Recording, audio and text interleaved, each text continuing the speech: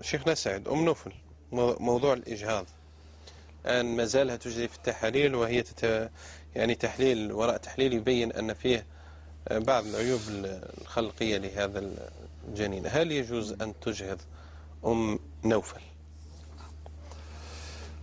نوفل إذا صدرت الخبرة النهائية. نعم. ماذا نقول لها؟ نعطيه الاحتمالات. نعم. قبل ذلك أسألها سؤالا، يعني أسألك وأسأل كل الناس وأسأل نفسي، أي إنسان. نقول هل المرض عنده توقيت معين؟ ممكن الإنسان يمرض عنده 10 سنين، ممكن 20، ممكن 40 سنة، ممكن عنده نهار، ممكن عنده شهرين، ممكن 3 شهور. ممكن يمرض وهو في بطن أمه، ممكن يمرض وهو خارج بطن أمه. علاش قلت هذا السؤال؟ فقط أرشدك إلى قوله تعالى. ربي قال في القرآن: ونقر في الأرحام ما نشاء. ربي اللي قال هيك. هذه من جهة. من جهة ثانية، الإجهاض الأصل أنه جريمة بدءا من أول خلقه، يعني ماشي حتى نقول شهر ولا شهرين ولا 3 شهور ولا 4 شهور. لماذا؟ لأنه ابتداء لأنه هو مشروع إنسان. هو في النهاية بعد 9 شهور يجي الدنيا هذه، أو أقل، أو 6 شهور، أو 7 شهور، 8 شهور، أو أكثر من 10 شهور، 9 شهور، 10 شهور، 11، يعني بلا ما ندخل في التفاصيل، يعني أقل مدة وأقل وأقصى مدة الحمل. حبيت نقول يا أختي أنه مادام ربي قال ونقر في الأرحام ما نشاء، هذا من جهة ربي سبحانه.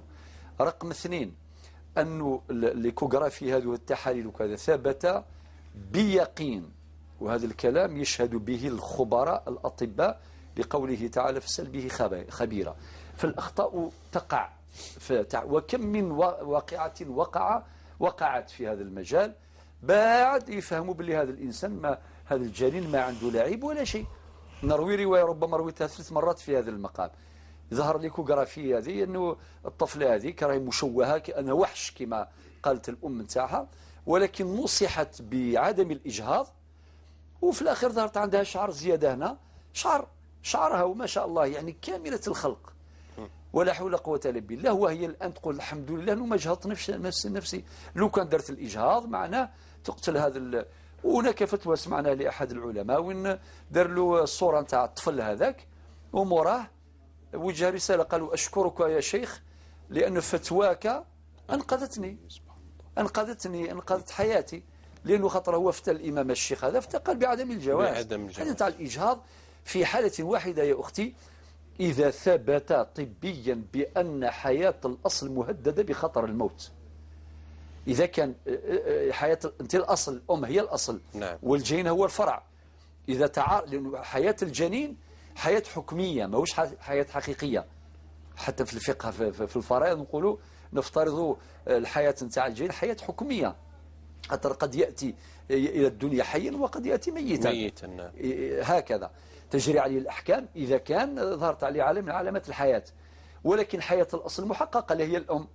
إذا كان فيه تعارض بين حياة الأصل اللي هي الأم وحياة الفرع، في هذه الحالة يجوز شرعا ويجوز قانونا في كثير من القوانين تاع الأمة الإسلامية الإجهاض في هذه الحالة.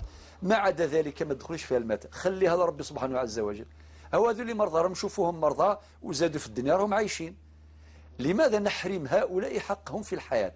يا أخي نتكلموا على درجات الأمم، حقوق الإنسان.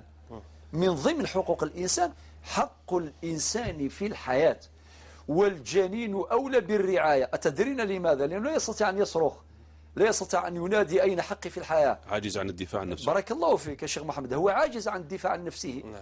إذن يدافع عليه ربي بالشريعة نتاعو. ولكن نحن إذن ما ندخلوش في هذا المتات. أرجوك ولو الوقت الضيق لا نعطي لك نماذج كثيرة من هذا النوع وين الأمهات ما داروش الإجهاض، زادوا أولادهم ما شاء الله لا بأس بهم والحمد لله رب العالمين. وكان يزادوا مرضى والسلام عليكم. بعدين بغى ربي يديه، بغى ربي يخليه والسلام. هذا ما كان. خلي الأمور إلى ربي سبحانه. ويكفي أن نقول ونقر في الأرحام ما نشاء.